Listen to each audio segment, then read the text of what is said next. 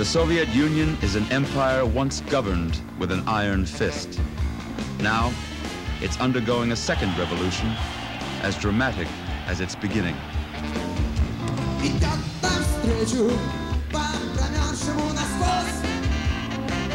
This is a story of a journey through a once closed society aboard the legendary Trans Siberian Express.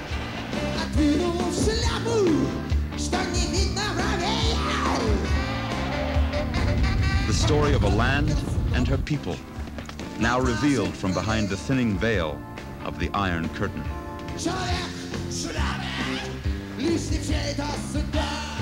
Theirs is a future that's uncertain. It's a challenge for Russians young and old. Join us aboard the Trans Siberian as we explore what was once condemned as the evil empire. This is the longest and greatest train ride of them all, across a country only now beginning to open up and surrender her secrets.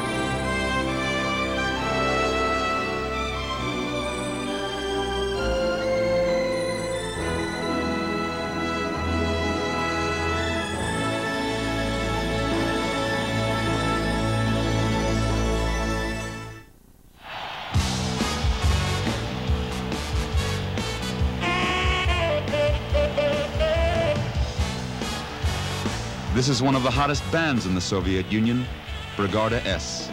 Headliners in a concert billed as a heavy metal meltdown for world peace. Only a short time ago, such an event would have been out of the question.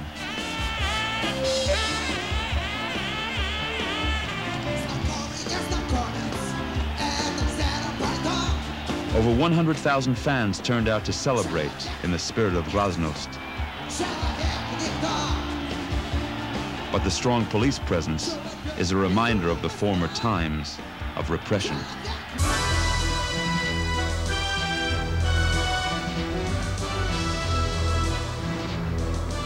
The guard still changes on the hour at Lenin's tomb in Red Square, though some say not for long. With food scarce and social problems growing, life is difficult for the average Soviet. Yet there appears to be a new spirit in the people.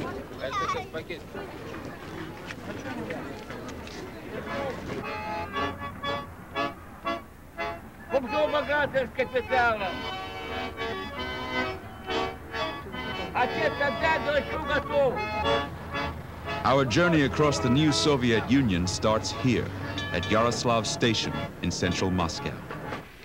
People from all across the country pass through Yaroslavl, from its many republics and hundreds of ethnic groups. Soviet trains carry 4.5 billion passengers a year.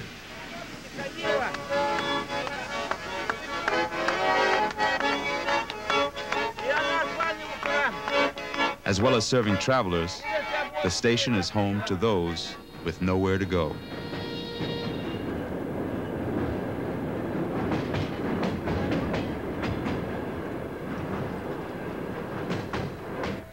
Passengers boarding the Trans Siberian for Vladivostok are about to lose their freedom for the next 7 days. More unsettling are the provodniks.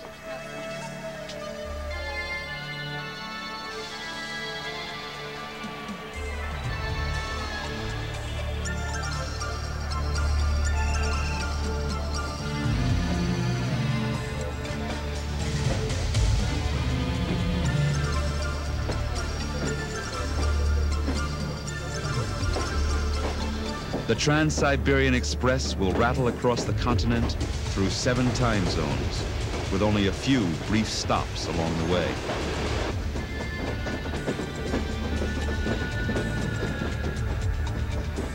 Called the Rossiya after the great country it crosses, for over 70 years, Trans-Siberian locomotives have hurtled along a ribbon of iron, linking towns and cities across the vast expanses of Siberia.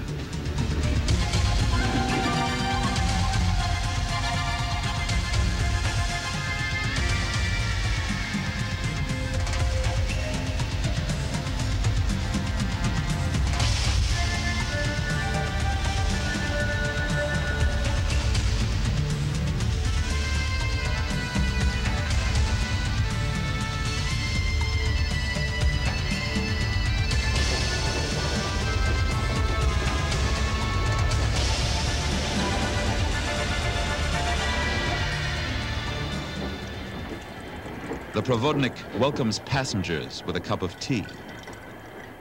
It's important to stay on her good side. She is carriage commandant for the next 7 days. She keeps order, distributes bedding, maintains the toilets, and keeps the carriage warm in winter.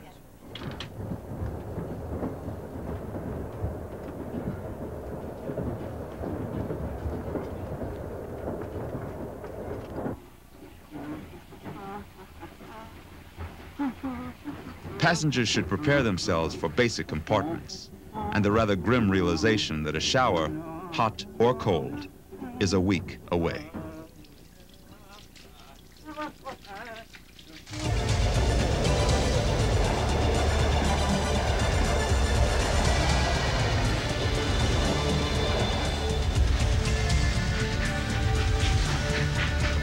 It took 25 years to complete the Trans Siberian Railway. The first sod was turned in 1891, and work was finished in the last year of the Tsar's rule in 1916.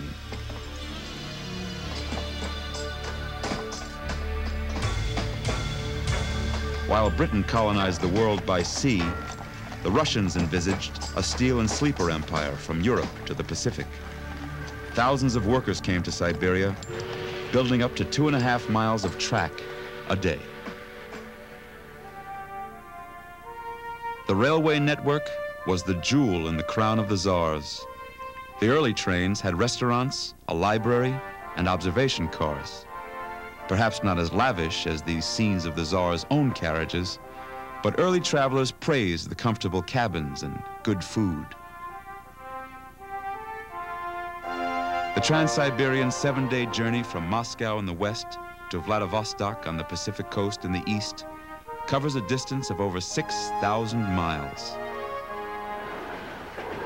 Early in the journey, we pass Zagorsk, headquarters of the Russian Orthodox Church. After the revolution of 1917, the Soviet Union became an atheist state.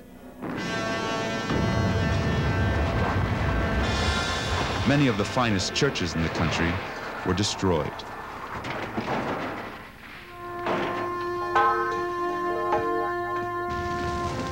Bibles and icons thousands of years old were burned in an anti-religious fervor.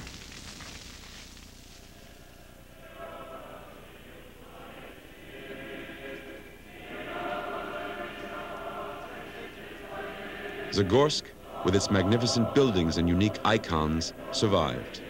Today, new laws are in place which allow freedom of religious expression.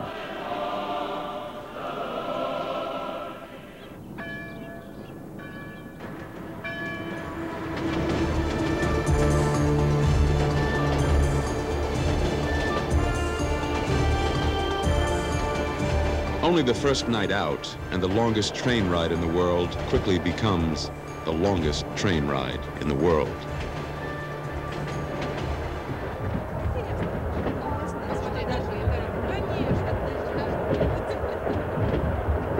For many passengers returning home to distant towns and cities, the romance of train travel quickly disappears as this little village on wheels snakes its way towards Siberia.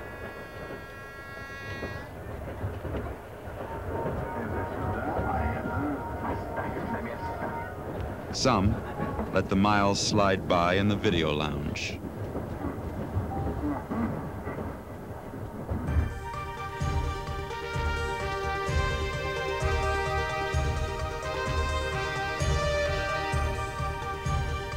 In times past, Russians would stand and take their hats off when they crossed this river.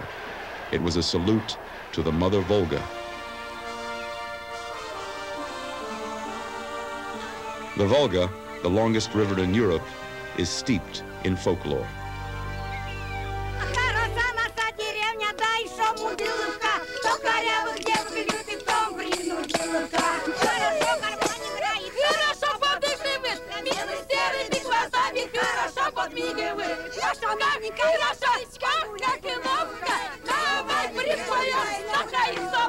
Villages like these have stood along the Volga for centuries, tiny outposts of ancient history.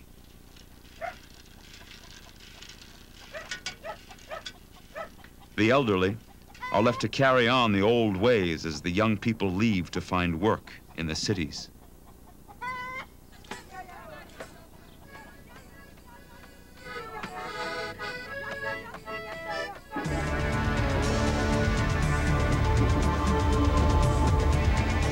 Nearly 2 days from Moscow, we reach the Ural Mountains, where the boundary between Europe and Asia is marked by an obelisk.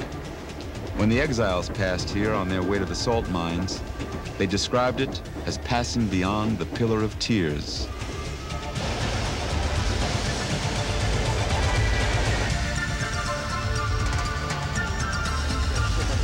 For those who travel on this train, Siberia is more than just a name. It's a last frontier, the new Texas, full of wealth, myth, and tragedy. This young girl is returning home to a village near the Arctic Circle. In the past, she could have looked forward to a Siberia of forests and rolling farmlands, but much of that heritage has been denied her.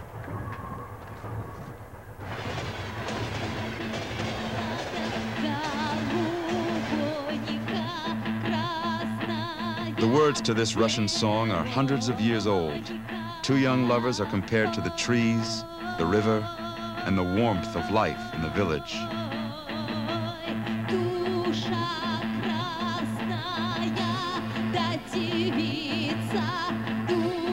This modern version has been reworked as an environmental protest song. The elements, earth, wind, and fire, have new meaning.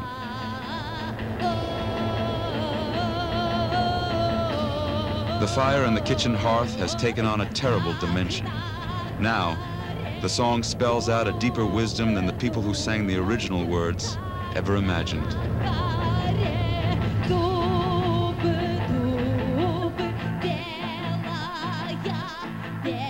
We are crossing Tyumenskaya Oblast. Tyumen is the capital of a region that produces more oil than Saudi Arabia. The Soviet Union exports over 750 million barrels of Siberian oil annually. But these riches have been squandered. Unchecked development has brought tragedy.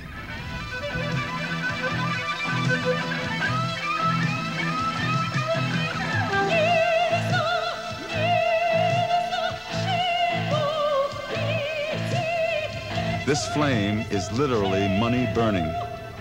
Natural gas is burned off, leaving the atmosphere polluted with chemicals. Oil escapes from broken pipes buried underground. Huge forest fires break out. Lakes are filling with oil. The poor state of the economy offers no immediate solution. But with Glasnost, the Soviet people are now becoming aware of the threat to their environment.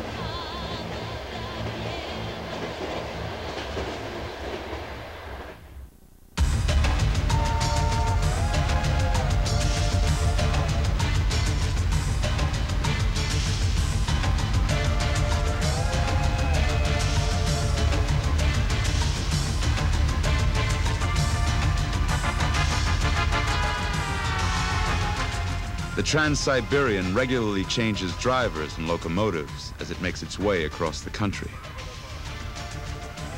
The Soviet Union's struggling economy has also affected the railways. Well, look at this locomotive. Do you think it's normal? It should be written off ages ago. But it'll be on the track for another 20, 30 years. The repairs never end. But I do feel proud inside, driving this train, train number 1, to Russia.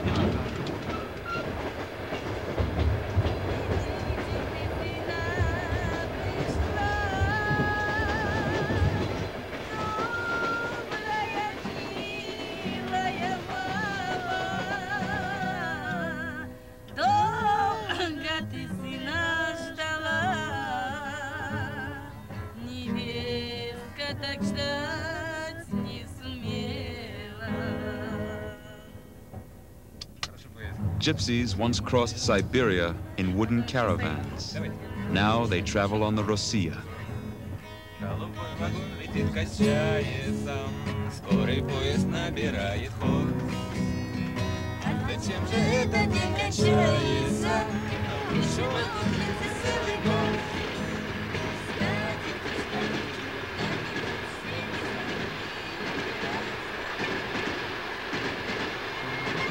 There are over 200,000 gypsies in the Soviet Union.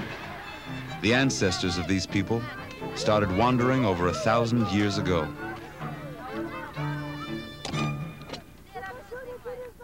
Nikolai is the leader of this group.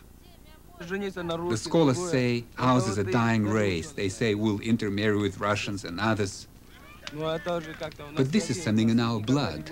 We'll never marry Russians or any others. I will marry a full-blood gypsy, and our children will be full-blooded gypsies. And one day we'll have an autonomous republic of our own as well. The gypsies, along with many others, suffered badly at the hands of this man, Joseph Stalin. To achieve his grand plans, he jailed his enemies by the thousands, using them as convict labor. Millions were sent by train to Siberian labor camps. Ordinary people lived in fear. Innocents were convicted on trumped-up charges. Freedom of thought was smashed by the dictator's iron fist.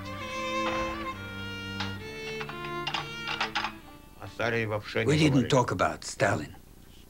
You only had to say the word Stalin, and that was enough. You don't know those times. If you did know Stalin's times, you would still have fear inside you.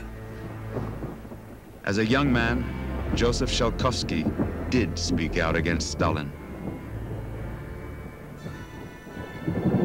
He was imprisoned here for 15 years. These are the ruins of a camp called Ishkatim. The prisoners were forced to quarry lime. The dust from the limestone burnt through their lungs. Thousands died. Joseph Shalkovsky and his wife Katerina must live with their memories. Shalkovsky, how much have you accomplished? Sir, 250%, sir. Go right through. Then you'd say, Petrovsky, how much have you accomplished? Sir, how can you talk about accomplishments when people can hardly stand? And they shot him right between the eyes. Bang, bang, bang, and he's dead. The exact figure is uncertain, but it is estimated that over 20 million people died as a result of Stalin's purges. The country still suffers today from the talent squandered in those years.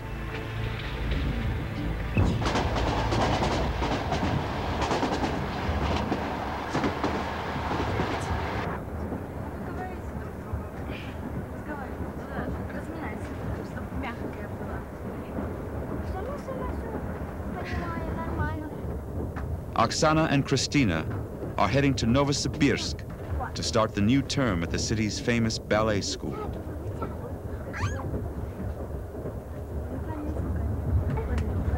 The competition is very strong.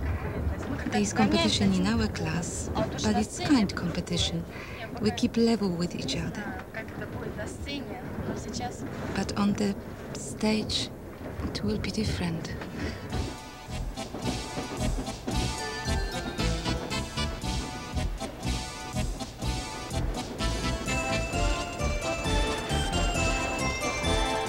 We are nearly halfway across Siberia, over 2,000 miles from Moscow. Novosibirsk is Siberia's largest city.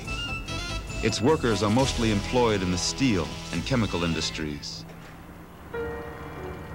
But there is more to this city than heavy industry. Novosibirsk offers a world-class ballet school.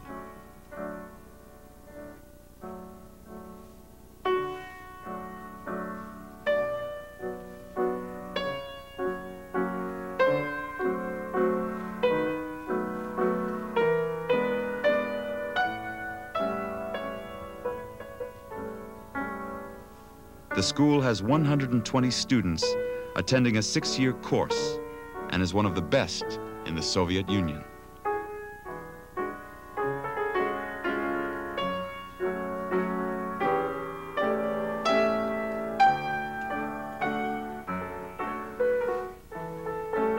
Oksana is 16 and in her final year. Yes, it's a good school. People that graduate from here get good professional grounding.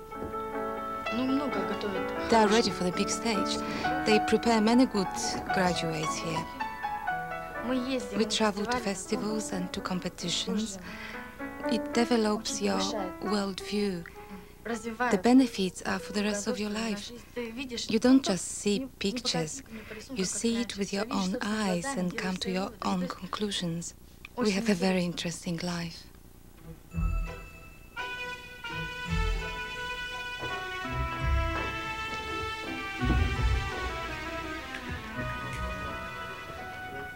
I think I should make it. I really hope I do.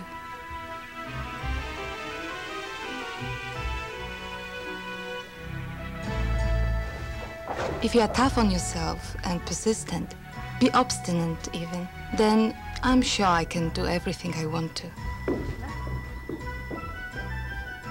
Basically, if a person really wants something, they'll do it.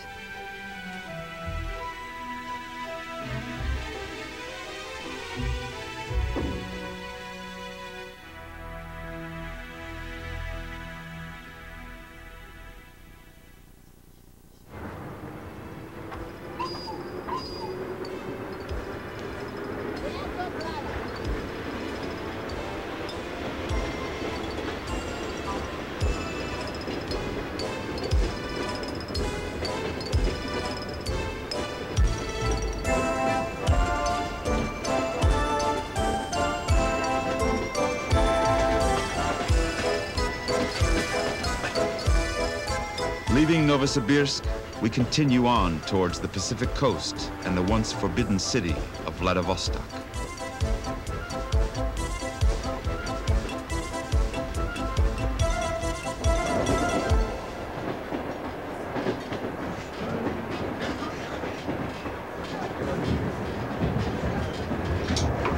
Fresh food in the Soviet Union is in short supply, and on the Rossiya, the food is basic but filling. Mostly stew and bowls of borscht. On some sections of the journey, there are 2 dining cars, one for Soviet citizens and the other for tourists.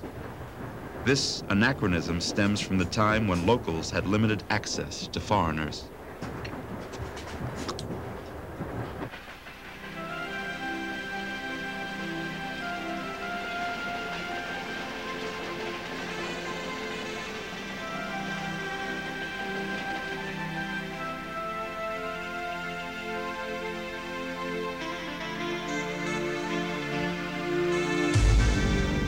Women are the backbone of the Soviet workforce. On the railways, they do much of the heavy, dirty work, often laboring in gangs maintaining the tracks. The male population was decimated during Stalin's purges in World War II, and today women outnumber men by more than 20 million. Larissa Lanjuk is 22 years old and has been working as a track fitter since she was 17.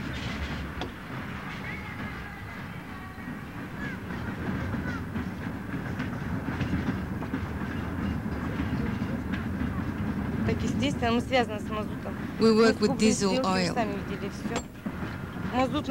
Scrape the railway points.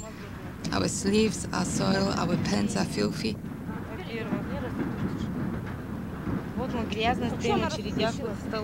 We stand in the queue in the dining room and we're all dirty. Everybody keeps away from you. They push you away. Larissa was forced to go out to work when her son Andrei was born. Obviously, I'm not the only one. Now I think it's every second woman. That's how we do it here. Have a baby at 16, quit school and go to work. At 16.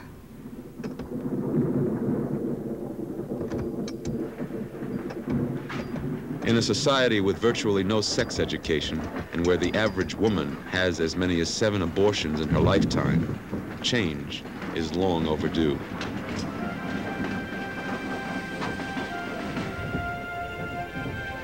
Life is changing for some women. They're embracing a gentler, more traditional role, escaping heavy manual labor to become homemakers.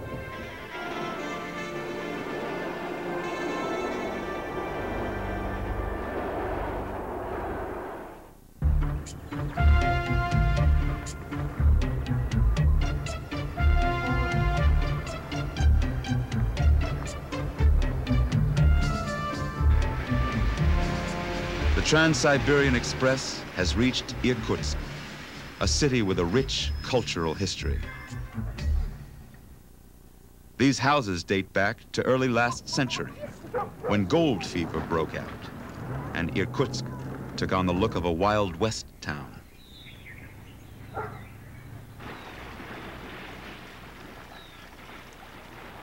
Irkutsk began as a stopover for caravans bringing tea from China to Europe, and later became known as the Paris of Siberia.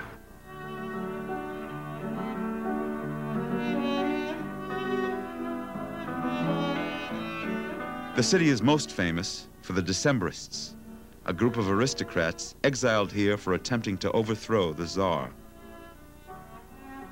These humanists brought education and European culture to the wilds of Siberia.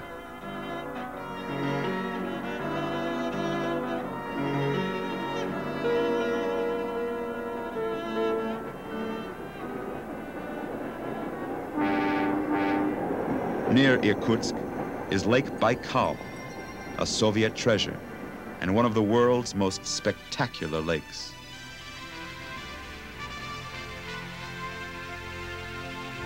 Moscow lies 3,500 miles behind us. Ahead lies the frozen landscape of an eastern Siberian winter as we continue our journey on to Vladivostok.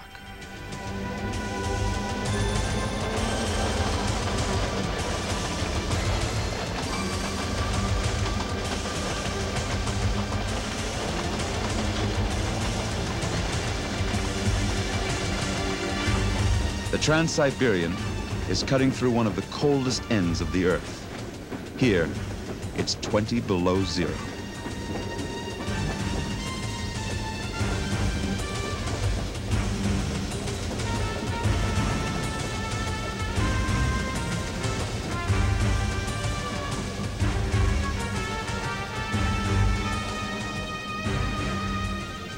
Half a day's journey from Lake Baikal is Lake Kotokel.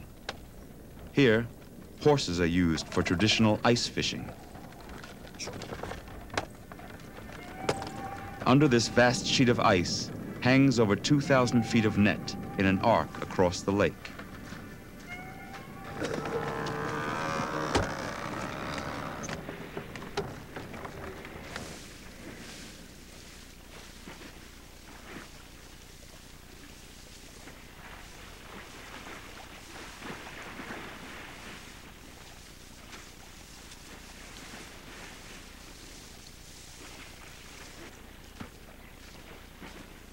The ends of the net are drawn together, and it's hauled out of a hole cut 1,500 feet from where the net first entered the water.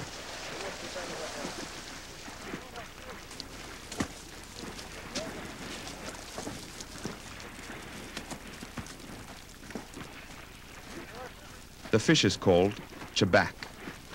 Some days, they'll catch more than a ton, most of which will be shipped to Moscow.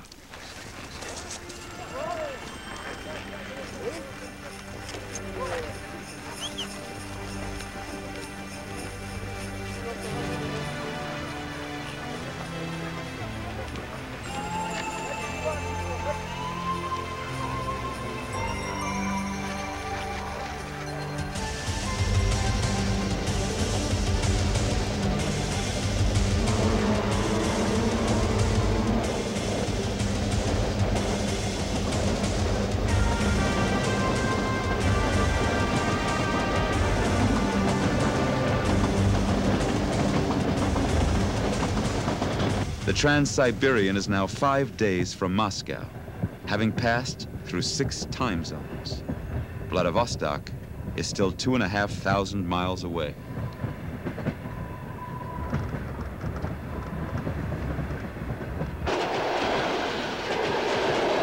We are heading into Zabakalya, meaning the land beyond the lake. It's home to a large ethnic minority known as the Buryat. Originally of Mongolian descent, the Buryat can trace their ancestry back to Genghis Khan. Today, they have large farmlands. In the winter months, their sheep are kept out of the cold, while their horses run wild until spring.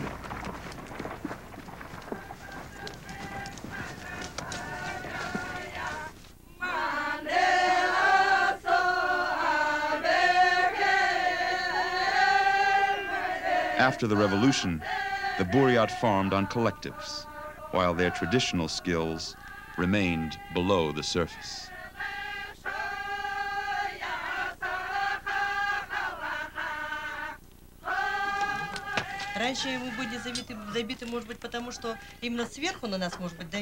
Well, in the past, we were oppressed because they pressured us from the top. And with perestroika, well, democracy gives us glasnost, and we all express our opinion as we wish.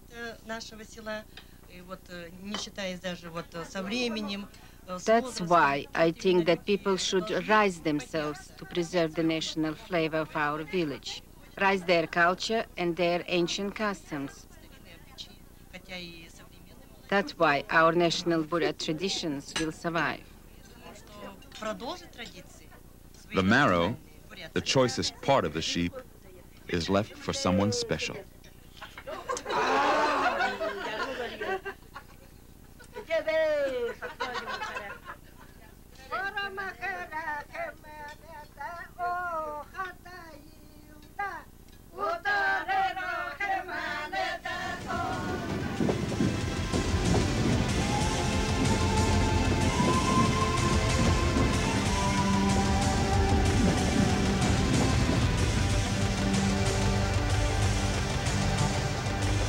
Just to the south of here lies China.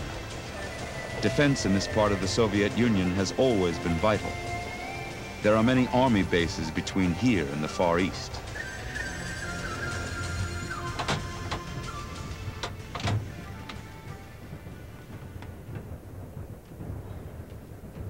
"36-year-old Major Alexander Rogovoy comes from a military family. His father and grandfather were both soldiers. He is a regiment commander at a base situated on the Trans Siberian, less than 70 miles from the Chinese border. Cutbacks to Soviet military spending have seen his troops reduced from 2,000 to 200 soldiers. The actual quantity doesn't determine the army's fighting efficiency. In other words, the time is long gone when you could win a battle with numbers. Now, the human being is still the main factor, but it's a human being with technology.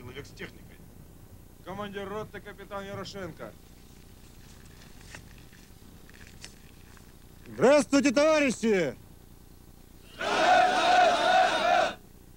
Направо!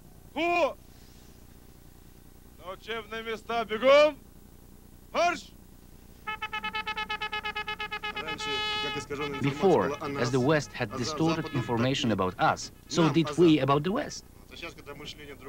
And now the thinking has changed and we learn more. Now that the borders have opened up, people relate to each other. Everything's changing.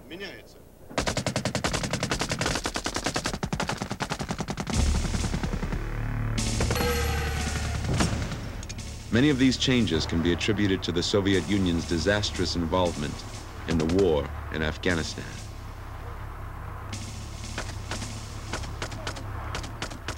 This war was a mistake, and indeed, the war was illegal. Now, this issue has been basically settled, but of course, it's left an imprint.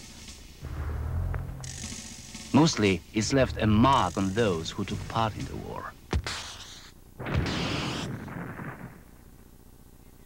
These young men fought in Afghanistan.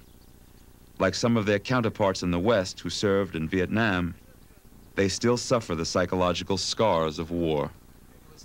I began to really hate. I began wanting to do the same as what they were doing to us. They were killing us. And I think every soldier had it who just come in and saw first blood. Then it was blood for blood. It was the only way.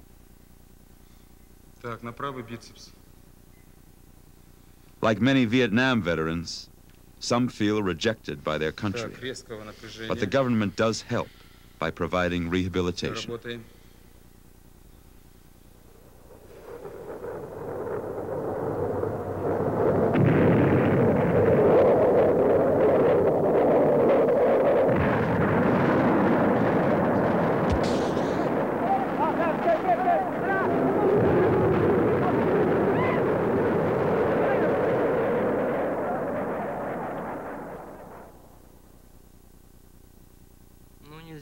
I can't say that we won, and I can't say that we lost.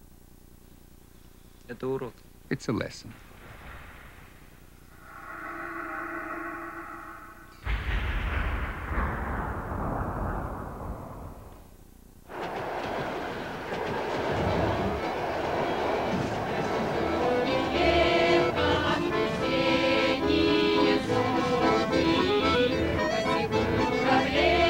East to the city of Chita, built on the banks of the Chitinka River. It's a hard life here, but the pride that people feel for their country is mirrored by the local railway workers' choir as they sing of their beloved Russia.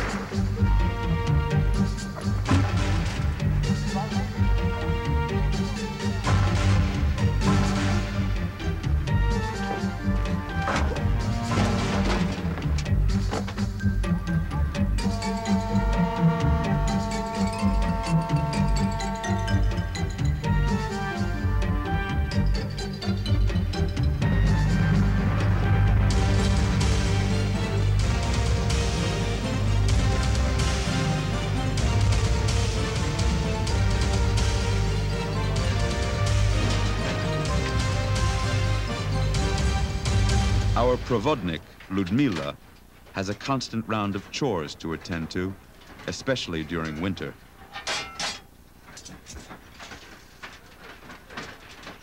She used to work in the building industry.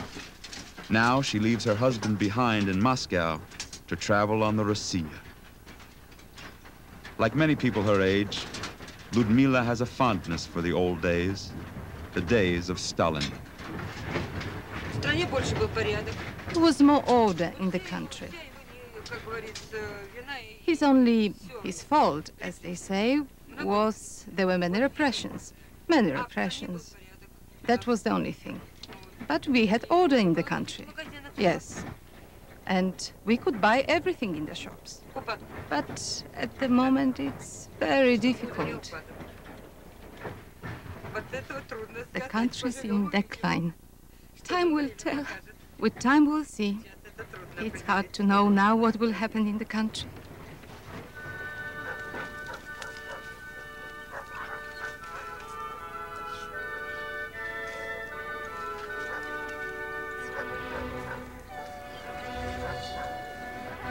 We have reached the Far East and the city of Khabarovsk, nearly 5,500 miles from Moscow.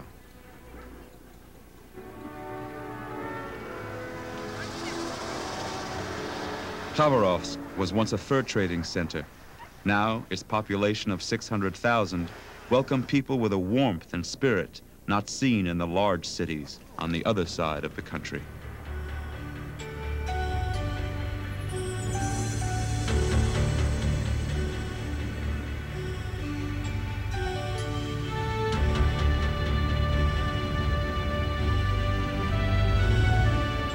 Members of this hang gliding club in their homemade craft soar high above the banks of the Amur River.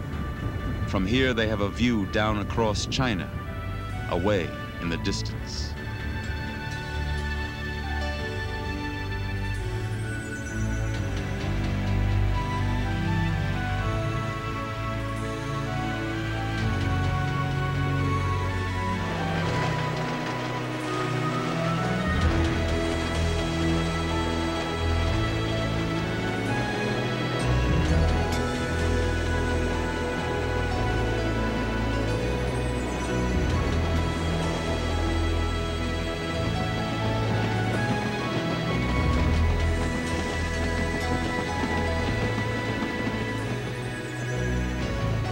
We have reached the Pacific Ocean. The Trans Siberian 7-day journey across the Soviet Union will soon come to an end.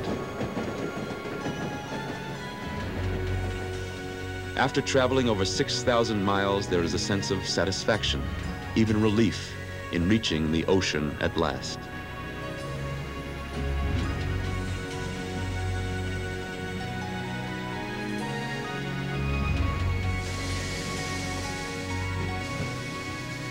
Tomorrow is New Year's Eve. There's a sense of expectation.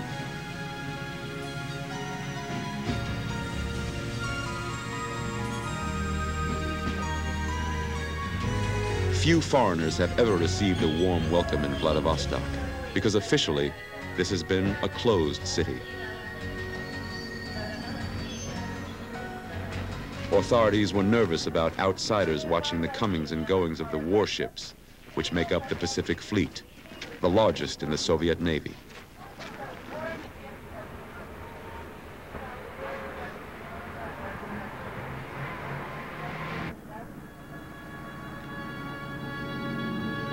The last day of the year. The sun is out. Vladivostok has the relaxed charm of a harbor city.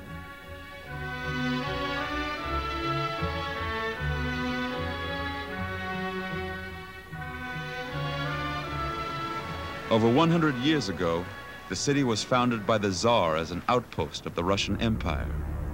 Vladivostok is a fitting name for such a city. It means, rule the East.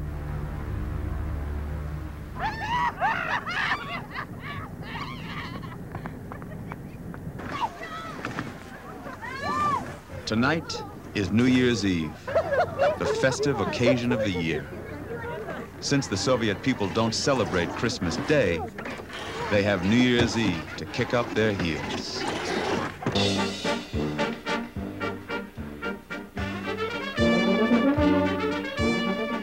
Vladivostok is a city dominated, like all others, by the Communist Party and its officials. We have traveled across this immense country and seen an empire on the brink of the unknown, a society facing huge problems, not the least of which is simply feeding its people.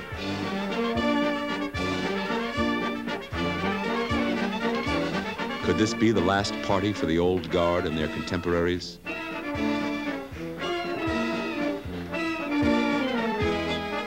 Is this the last waltz for communism?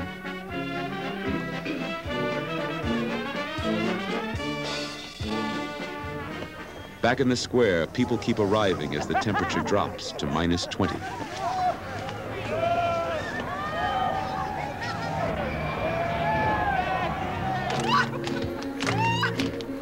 Although the champagne isn't open till midnight, things are hotting up.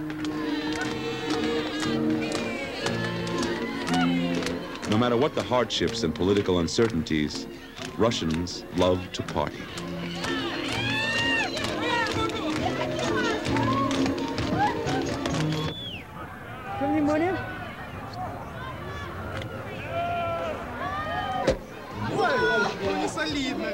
The new year is a time for resolutions, to look ahead. But there is no clear vision of the Soviet Union's future.